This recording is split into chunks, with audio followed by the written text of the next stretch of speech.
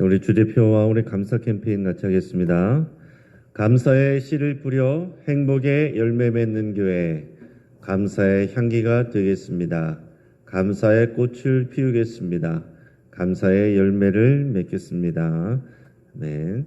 우리 묵상 말씀 마태복음 21장 9절 우리 세 번 같이 합니다. 앞에서 가고 뒤에서 따르는 무리가 소리 높여 이르되 호산나 다윗의 자손이여 찬송하리로다. 주의 이름으로 오시는 이여 가장 높은 곳에서 호산나 하더라. 앞에서 가고 뒤에서 따르는 무리가 소리 높여 이르되 호산나 다윗의 자손이여 찬송하리로다. 주의 이름으로 오시는 이여 가장 높은 곳에서 호산나 하더라.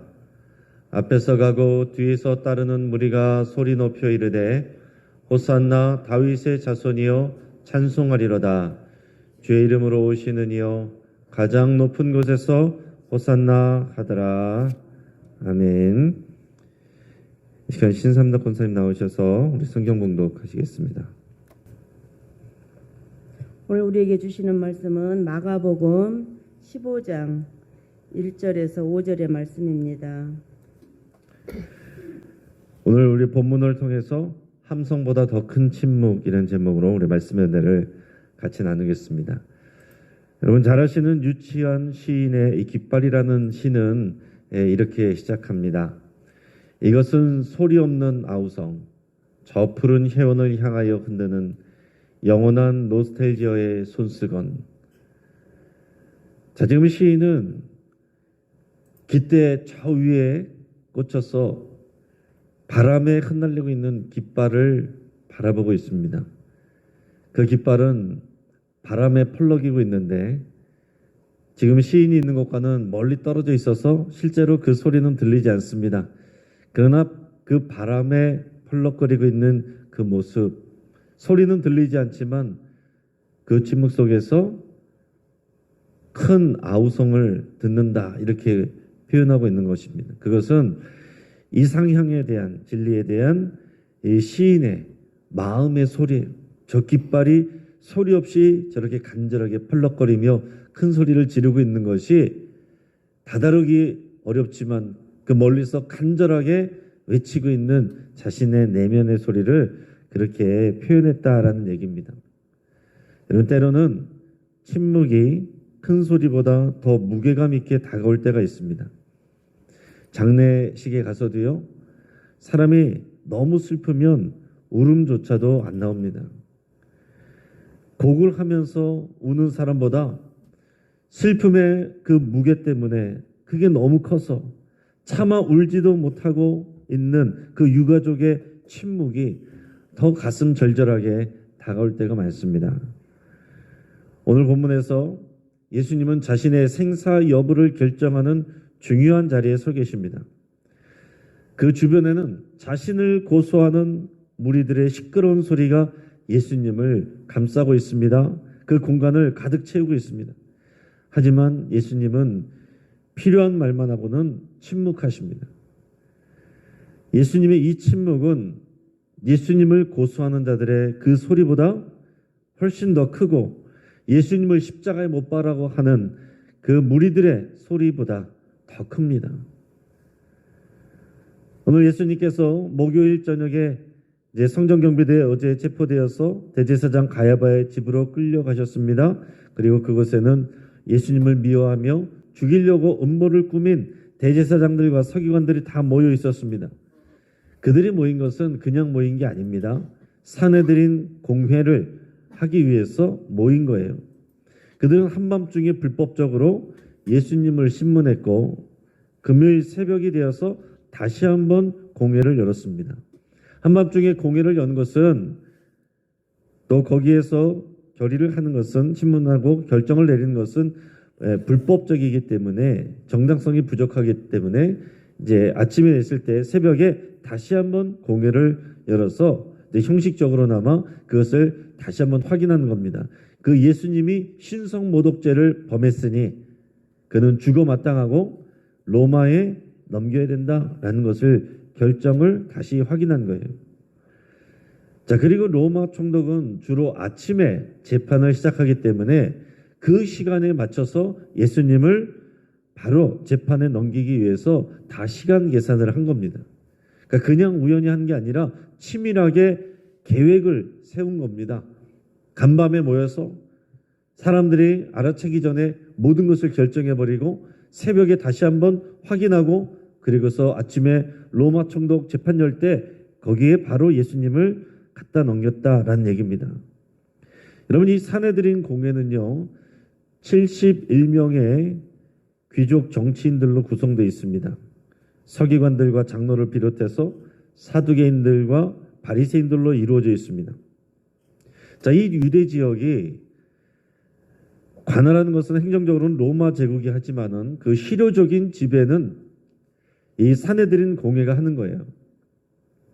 하지만 사형시킬 수 있는 권한은 이 사내들인 공회에 없고 로마 총독에게 있었기 때문에 로마 총독의 입으로 심판을 받아서 예수님을 죽게 하려는 것이 이들의 계획입니다. 그래서 로마 총독 빌라도에게 아침에 끌고 갔습니다.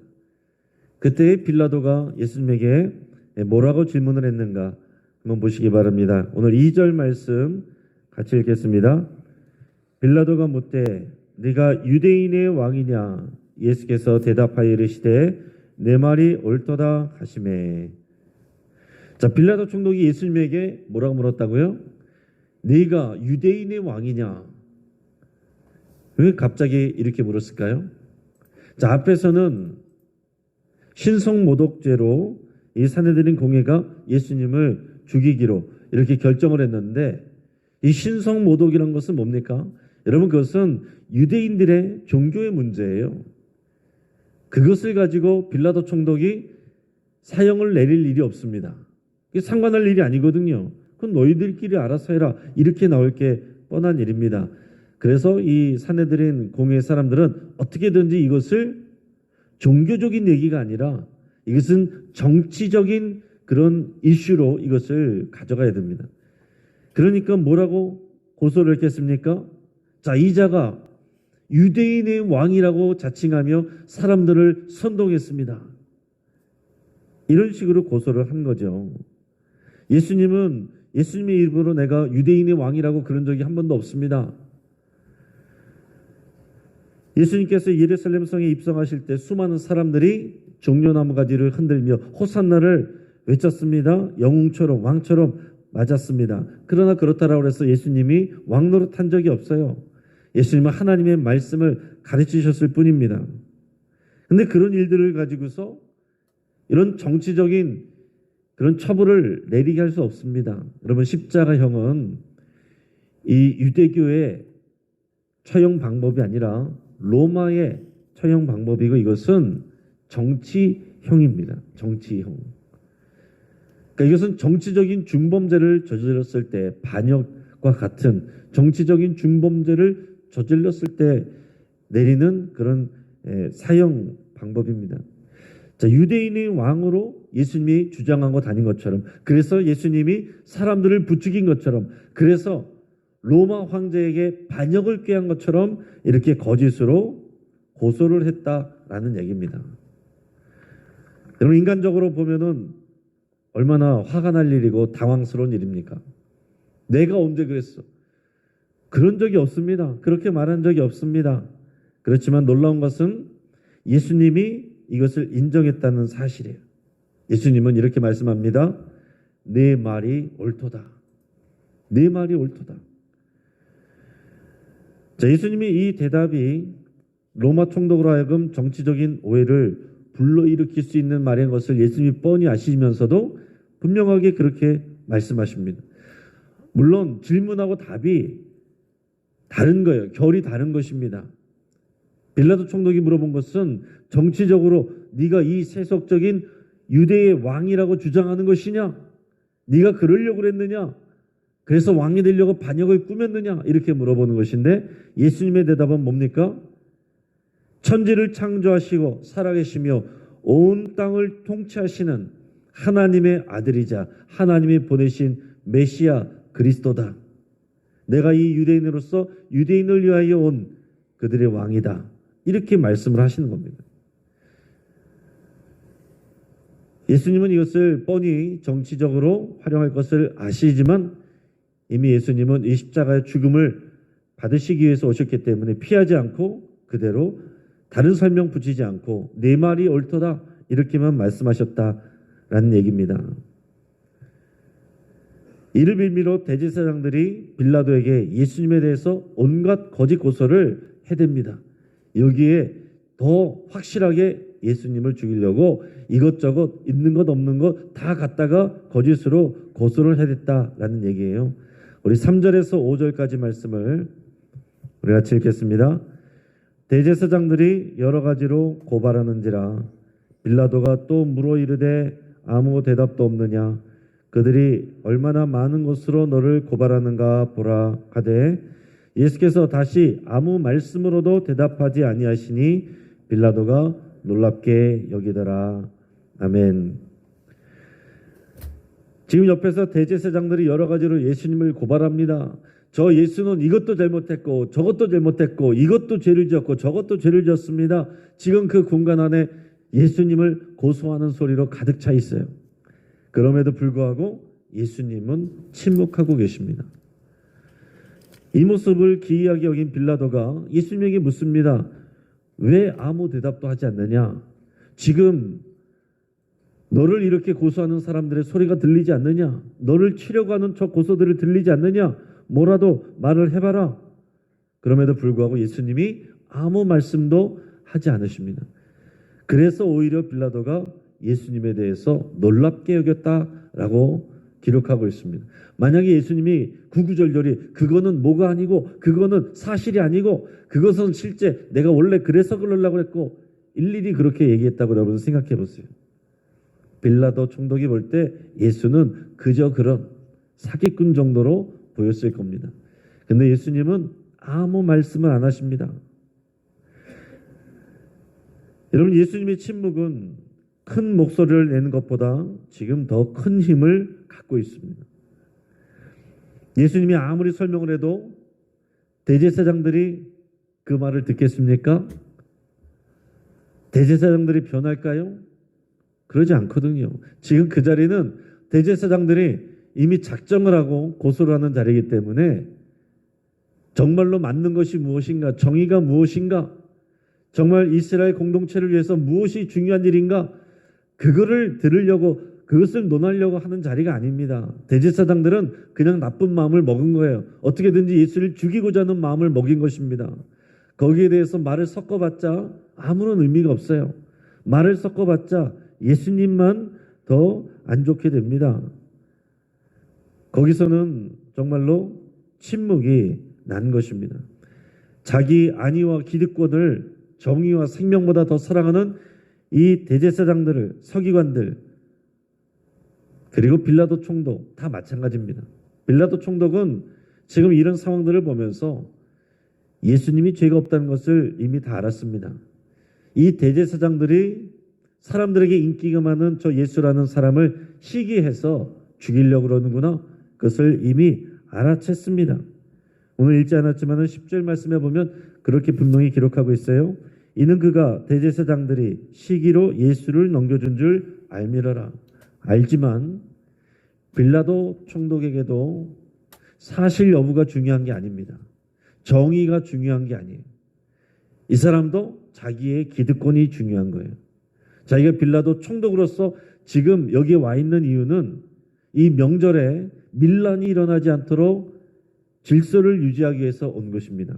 평상시에는 빌라도 총독이 예루살렘에 있지 않아요. 저 가이사랴 빌립보 쪽에 있는 그쪽에서 머물고 있습니다. 그런데 명절이 되면 사람들이 많이 모이기 때문에 여기서 반란이 일어날 수 있고 밀란이 일어날 수 있어서 명절 때는 특별히 긴장을 하고 군대와 함께 예루살렘에 와서 상주하고 있는 것입니다. 지금 빌라도 총독의 관심은 뭡니까? 문제가 일어나지 않는 거예요. 내가 볼 때, 빌라도 총독이 볼 때 분명히 예수는 죄가 없어요. 그러나 상관없습니다. 지금 여기서 대제사장들과 서기관들, 사내들인 공회가 저렇게 주장을 하고 문제를 삼으니 저기에 맞춰줘야 큰 문제가 일어나지 않고 그래야 자기의 기득권을 지킬 수 있다라는 얘기입니다. 그렇기 때문에 빌라도 총독도 거기에 그냥 합세하는 겁니다. 자, 그런 상황에서 예수님이 그들과 말을 섞어봤자, 말로 싸워봤자 남는 것이 없습니다. 예수님은 말싸움에서 이기려고 이 땅에 오신 것이 아닙니다. 십자가에서 죽으시기 위해서 오신 거예요. 여러분 이것을 잘 생각하시고 묵상하시고 적용하시기 바랍니다. 예수님이 다른 사람을 이겨먹으려고 오신 것이 아니라 십자가에서 죽기 위해서 오셨어요. 너희가 나를 따르려거든 자기를 부인하고 자기 십자가를 지라. 여러분 자기를 부인하는 것은 나를 위해서 변호하지 않고 침묵하는 이런 것도 포함이 되는 것입니다. 나를 위해서가 아니라 다른 사람들을 위해서, 공동체를 위해서 침묵할 수 있는 힘, 그 순종, 그게 우리에게 필요한 거예요. 예수님께서 오늘 이 침묵을 하셨기 때문에 죄인들을 구원할 수 있었습니다. 예수님께서 그날 침묵하셨기 때문에 오늘 저 여러분들이 구원을 받았고 죄 용서를 받았고 하나님의 자녀가 되었고 비 오는 날 이 특별 새벽기도 이 자리에 앉아 있을 수 있다라는 얘기입니다. 그래야 하나님의 뜻을 성취할 수 있는 거예요. 예수님의 이 침묵이 하나님의 뜻을 성취하게 만든 것입니다. 한 여성이 부부 갈등이 심해서 고민하다가 나이 많은 목사님을 찾아가서 상담을 했습니다. 목사님, 더 이상 내가 남편과 못 살겠습니다. 이 사람의 신경질이 지나치다 싶을 정도를 넘어섰습니다. 그냥 말이 안 통합니다. 도저히 같이 못 살겠습니다. 내가 어떻게 하면 다시 우리 가정이 화목할 수 있을까요? 네, 이렇게 가다가는 나는 도저히 못 버티겠습니다. 그랬더니 곰곰이 또 그 말을 듣던 목사님이 이런 얘기를 했습니다. 우리 교회 마당에 작은 우물이 있는데 그 우물물을 좀 가져가십시오.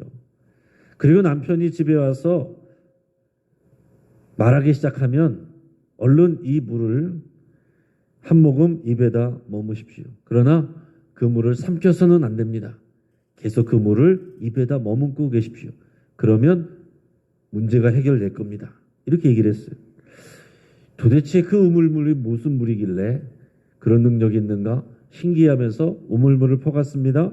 반신반의하면서 이제 목사님이 시킨 대로 하는 거예요. 그날 밤에 마침 이제 남편이 뒤늦게 귀가하자 또 늘 그랬듯이 부인에게 또 불평과 잔소리를 또 신경질을 막 쏟아냅니다. 전날 같았으면은 이 여성도 이 아내도 똑같이 큰 소리로 맞받아 쳤겠지만은 목사님의 가르침대로 얼른 우물물을 한 입 입에다가 물었습니다. 그리고 물이 새지 않도록 입술을 꼭 깨물었습니다. 그러고서 물이 새지 않도록 그것만 생각하고 있는 거예요. 그러자 남편의 떠드는 소리가 점점 잠잠해졌습니다. 그리고 그날 밤 그 부부는 더 이상 다투지 않고 무사히 밤을 보낼 수 있었습니다. 그래서 그 다음 날부터도 남편이 신경질을 낼 때마다 내가 맞받아치고 싶을 때마다 얼른 그 효험 있는 그 물을 한 모금 입에다가 머물고 그 물이 빠져나가지 않도록 입을 다물고 있었어요. 그렇게 반복하는 순간에 남편의 행동은 눈에 띄게 변했습니다. 신경질도 줄어들었고 오히려 어느 순간부터 아내에게 또 친절하게 대하기 시작했어요. 그래서 여인은 너무 신기하면서 이 남편의 달라진 태도에 너무 기뻐하면서 목사님을 찾아갔습니다. 목사님 정말 너무 신기해요. 이 우물의 능력이 정말 놀랐습니다. 남편이 변했어요. 그러니까 이 목사님이 빙그레 웃으면서 뭐라고 말했겠습니까? 이 기적을 일으킨 것은 교회의 우물물이 아니라 바로 당신의 침묵입니다. 당신의 침묵이 남편을 부드럽게 한 것일 뿐입니다. 이렇게 말했습니다. 여러분, 우리는 많은 경우에 침묵하지 않아서 소중한 것을 놓치거나 상황을 악화시킵니다. 내가 아무리 옳은 말을 한다고 해도요, 상대방이 들을 상황이 아니든지 들을 마음이 아니면 그럴 감정 상황이 아니면 침묵하는 것이 낫습니다. 대화를 할 수 있을 때 말을 하는 것이지요. 들을 귀가 있을 때 말을 하는 것이지요. 화가 나 있을 때, 감정이 격해져 있을 때, 그럴 때는 침묵하는 게 맞는 겁니다. 여러분, 오늘 빌라도 총독 앞에서 예수님의 침묵을 깊이 생각하시길 바랍니다. 내가 크게 소리 지르고 싶을 때마다, 우리 교회는 우물물이 없지만 오늘 설교를 기억하시고 예수님의 침묵을 생각하십시오. 예수님의 침묵은 함성보다 더 큰 목소리였습니다. 그리고 예수님의 침묵은 예수님이 십자가로 나갈 수 있게 만들었고 우리를 구원하는 통로가 됐습니다. 여러분의 가정을 살리기 위해서 침묵하시고 여러분의 교회 공동체를 주님의 몸으로 세워가고 지키기 위해서 침묵하시고 여러분들의 삶의 자리에서 하나님의 역사와 하나님의 긍휼이 임하시도록 침묵하시기를 축복합니다. 지금 우리도요, 누군가 우리에 대해서 침묵해 주고 있기 때문에 오늘 우리가 살아갈 수가 있는 것입니다. 우리가 체면을 유지할 수 있는 거예요. 다 입을 열면 우리가 아무도 서 있을 수가 없어요. 또한 나의 연약함과 나의 범죄함, 내 속에 있는 내 마음 안에 있는 그런 더러운 것들에 대해서 하나님께서 순간순간 말씀하시지 않고 침묵하여 주시고 계시기 때문에 우리가 오늘 이 자리에 있는 것입니다. 그런 하나님의 은혜가 아니면 우리는 하나님 앞에 서 있을 수가 없습니다. 무슨 자격으로 우리가 하나님 앞에 서 있을 수 있겠습니까? 저도 하나님의 침묵 덕분에 이 자리에 있는 것이지 제가 잘나서 이 자리에서 하나님의 말씀을 전하는 것이 아닙니다. 여러분도 여러분들의 능력으로 그 자리에 있는 것이 아니라 우리를 참아주시고 기다려주시는 하나님의 침묵 때문에 오늘 이 자리에 있는 줄을 아시기 바랍니다. 그리고 그리스도의 제자로서 예수님의 침묵을 배우는 저 여러분들이 되기를 주의 이름으로 축복합니다. 같이 한번 기도하겠습니다. 오늘 말씀을 붙잡고 함께 기도하겠습니다. 오늘 우리가 예수님의 침묵을 배우기를 여러분 결단하며 기도할 수 있기를 바랍니다. 주님의 마음과 긍휼을 담은 이 침묵으로 여러분 소리 지르기를 그렇게 여러분 결단하시길 바랍니다. 침묵으로 소리 지르는 거예요. 그게 더 큰 목소리입니다. 또한 나에 대해서 침묵해주는 사람들과 또 우리 하나님께 감사드리며 기도할 수 있길 바랍니다. 사단은 옆에서 우리를 계속해서 정죄하고 고소합니다. 그것은 사단이 하는 일입니다. 그러나 우리 하나님은 우리를 변호해 주시고 또 중보해 주시고 하나님은 침묵해 주십니다. 그래서 우리가 사는 것입니다. 나에 대해서 침묵해 주는 사람들과 우리 하나님께 여러분 감사드리시며 또한 나의 침묵이 생명을 살리는 도구가 되기를 사람들의 아우성보다 더 큰 침묵으로 우리가 우리 가정과 공동체를 살리기로 여러분 그렇게 쓰임받기로 여러분 결단하는 시간 같이 한번 기도하겠습니다. 할렐루야 합니다. 한 번 더 기도할 때 오늘 특성했던 우리 교구장님들 구역장님들 축복하면서 여러분 함께 기도하셔서 하나님의 사랑과 또 예수님의 침묵을 우리 교구장님들과 구역장님들에게 부어주시기를 위해서 함께 기도하겠습니다. 예수님을 닮아가는 우리 작은 목자로 세워져가고 자기에게 맡기신 사람들을 하나도 포기하지 않고 끝까지 사랑한 그 주님의 그 사랑을 배우는 우리 교구장님들 구역장님들 되기를 위해서 축복하며 기도하시고 우리 교회 안에서 말과 표정으로 서로 상처를 주고받는 모든 성도님들이 주 안에서 이제 위로받고 성숙해지기를 위해서 여러분께 함께 기도하겠습니다. 또 각 가정마다 하나님의 은혜와 평화가 임하기를 위해서 여러분 함께 기도하시고 그 일을 위해서 내가 침묵하기로 여러분 결단할 수 있기를 바랍니다. 며칠 전에 러시아 콘서트장에서 일어난 IS 대원들의 테러로 130명 이상이 죽었습니다. 또 180명 이상이 부상을 당했습니다. 또 러시아 군대가 그 테러범들을 잡아서 또 혹독하게 고문을 하고 그것을 또 공개했습니다. 또 이것을 또 보복하겠다는 그런 많은 보도들이 있습니다. 전쟁과 테러로 귀중한 생명을 잃는 이 땅 가운데 백성들의 안전과 평화를 위해서 여러분 같이 기도해 주시고 러시아 땅에 하나님의 새로운 변화와 생명이 임하기를 하나님의 진리가 서기를 위해서 땅의 변화를 위해서 여러분 같이 한번 기도하겠습니다. 우리 교구장 구역장님들을 위해서 우리 교회 안의 성도님들을 위해서 각 가정의 평화를 위해서 우리 러시아 땅을 위해서 우리가 주여 한번 부르짖고 합심해서 함께 기도하겠습니다. 주여